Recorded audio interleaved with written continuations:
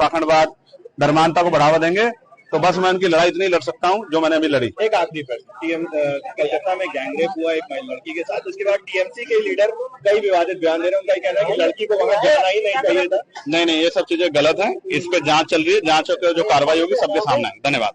प्रयागराज के बराबर में कौशाम्बी जिले में पाल समाज की बच्ची के साथ जो अन्याय हुआ और उसमें जो पुलिसिया कार्रवाई, उस पर बहुत सारे सवाल खड़े हो रहे हैं।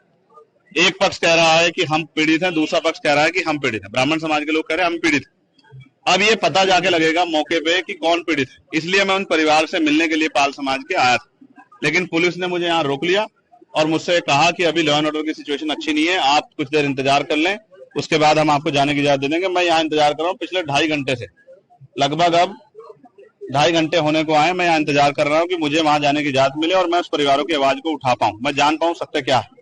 इसी तरह करछना में जो अन्याय हुआ कि एक शेड्यूल कास्ट के व्यक्ति को जला के मार दिया, उस परिवार को न्याय मिले, उस परिवार के साथ जो डर भय का माहौल खत्म हो, उसके लिए मैं यहाँ हूँ। लेकिन अभी तक पुलिस ने कोई ठोस जवाब दिया। मैं कुछ देर और इंतजार करूंगा। अगर पुलिस ने जो वादा किया है कि हम आपको जाने देंगे या परिवार से मिलाएंगे, अगर पुलिस पे खरी उतरती तो फिर मैं कूच करूंगा, कौशाम्बी भी जाऊंगा और करछना थाने वाले परिवार से जाकर उनसे मिलूंगा, उनकी न्याय की लड़ाई को मजबूत करूंगा। आप धरने पे भी बैठे हैं, क्या कारण है? मैं इसलिए बैठा हूं कि क्या उत्तर प्रदेश में कानून व्यवस्था इतनी कमजोर हो गई है कि एक सांसद अपने परिवार से नहीं मिल सकता है?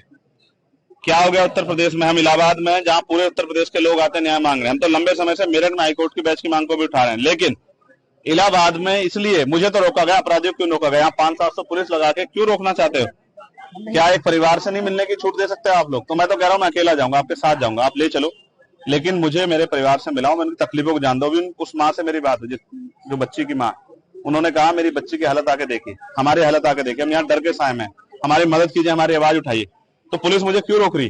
क्या पुलिस किसी चीज को छिपाना चाहती है? क्या पुलिस दबाव में काम कर रही है? मैं तो मानता हूँ पुलिस कभी दब नहीं सकती, लेकिन इस बात को जानना पड़ेगा कि सब क्या हो रहा है। मैं तो पुलिस का सबसे बड़ा ऐतिहासिक सब जगह आवाज उठाता हूँ, पार्लियामेंट में भी आवाज उठाता हूँ, सड़क पे भी उठाता हूँ।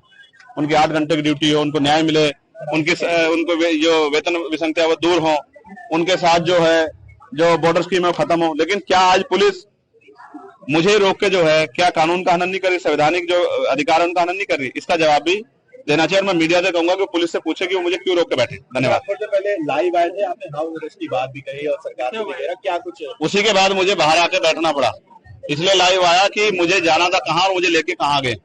मैं संवैधानिक विचारों का प्रयोग संवैधानिक विचार पे हूँ, इसलिए पुलिस से बातचीत कर रहा हूँ, वरना मैं लड़के भी जा सकता हूँ, मोटरसाइकिल पे बैठ के भी जा सकता हूँ। पुलिस जानती है जब मैं जाने पाऊंगा चला जाऊंगा, लेकिन मैं संवैधानिक विचार को मानता हूँ, संविधान को मानता हूँ, इसलिए पुलिस से बात कर रहा हूँ कि भाई हमें जाने दिया जाए या उस परिवार को हमसे मिला दे। अगर नहीं जाने दिया जाता तो क्या कुछ कदम उठाया जाए? तो फिर अभी तो इलाहाबाद में आप संदर्भ देख रहे हैं, फिर आप लखनऊ में देखना, विधानसभा का घेराव होगा, मुख्यमंत्री आवास का घेराव होगा, इतने बड़े पैमाने पर होगा कि पूरे प्रदेश से ट्रेन में लोग आएंगे और लखनऊ का चक्का चक्का जाम कर। अच्छा, इटावा में हाल ही में एक घटना हुई जिसके बाद सुर्खियां तेज होगी, राजनीति जातिवाद पे आ गई, किस तरह इसको देख रहे हैं? क्या इटावा में आप उस घटना की बात कर रहे हैं जहां एक यादव समाज के कथावाचक की चोटी काटी गई, उसको मूत्र जो है उससे नहलाया गया, उसी की बात कर रहे हैं क्या? आप ये समझिए, अगर ये आजादी से पहला समय होता संविधान से, तो ये उनके साथ जो हुआ वो सही था।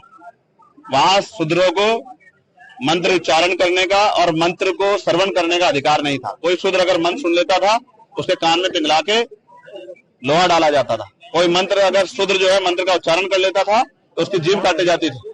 लेकिन अब तो संविधान का युग है, इसमें तो अगर आप किसी को भी, भाई मैं आपसे पूछना चाहता हूं कि ब्राह्मण समाज के लोग जो आज वहां कह रहे हैं कि भाई हमसे हमारे साथ अन्याय हुआ है, तो मैं पूछना चाहता हूं कि क्षत्रिय को, वैश्य को, महिलाओं को, दलितों को, पिछड़ों को, आदिवासियों को पुजारी बनने का अधिकार क्यों नहीं? इसका क्या जवाब है आपके पास?